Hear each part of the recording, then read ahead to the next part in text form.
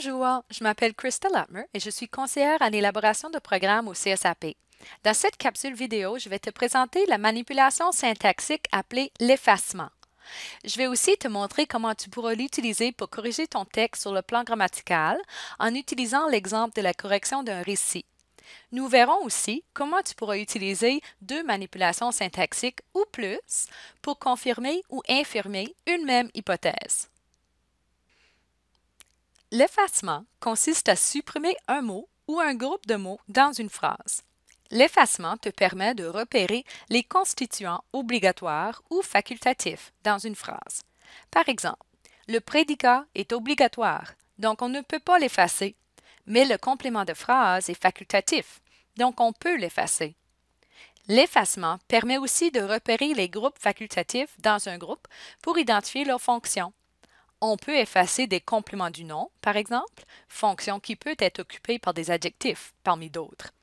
De plus, l'effacement permet de repérer le noyau du GN, ou groupe nominal, qui exerce la fonction du sujet, ce qui nous permet de vérifier l'accord du verbe avec le sujet. Prenons ce dernier exemple. Imagine que ce texte est le récit que tu viens d'écrire et que tu aimerais en faire la correction.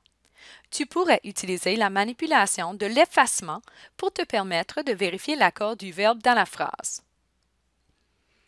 Je suis en train de relire mon texte dans le but d'en faire la correction et je suis rendu à la dernière phrase du deuxième paragraphe. La plus grande des créatures qui se tenaient devant moi prirent la parole, les yeux rivés sur les miens. Mon hypothèse est que le sujet de cette phrase est « créature » et c'est pour ça que j'ai écrit « prirent » avec ENT. Mais comme je suis rendu à l'étape de la correction, je veux vérifier les accords des verbes, surtout ceux qui sont séparés de leur sujet. À l'aide de la manipulation syntaxique de l'effacement, je supprime les compléments du nom dans cette phrase.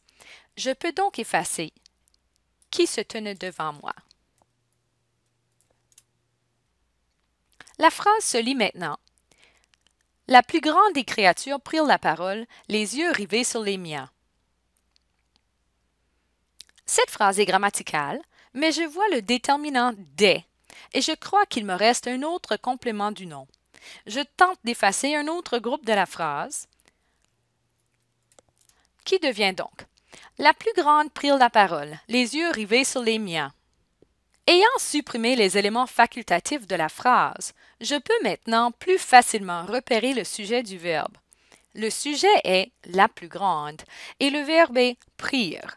Il y a donc une erreur, puisque mon sujet est au singulier, mais le verbe est au pluriel. Je corrige donc la terminaison du verbe, qui devient pris, P-R-I-T. Si toutefois, je n'étais pas certaine de l'accord correct du verbe, je pourrais vérifier à l'aide d'un outil de conjugaison en ligne.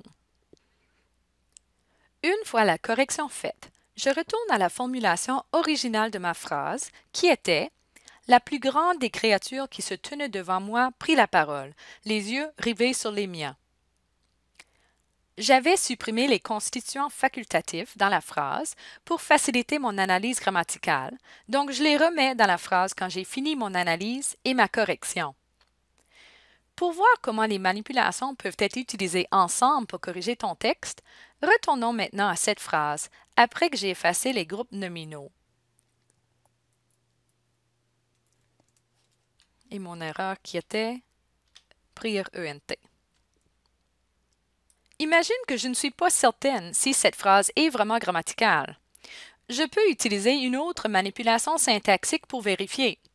Par exemple, je peux utiliser le remplacement en remplaçant « la plus grande » par « elle ».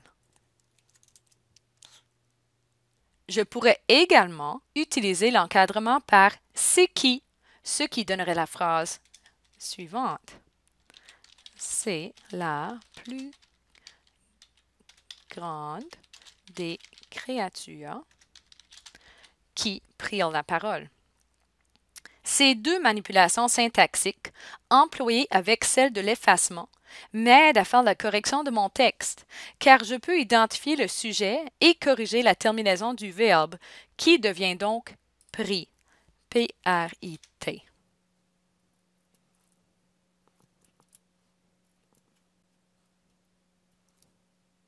La manipulation syntaxique de l'effacement est utile pour repérer les constituants obligatoires ou facultatifs dans une phrase. Tu peux également l'utiliser pour repérer les groupes facultatifs dans un groupe pour identifier leurs fonctions, comme la fonction du sujet de la phrase, par exemple.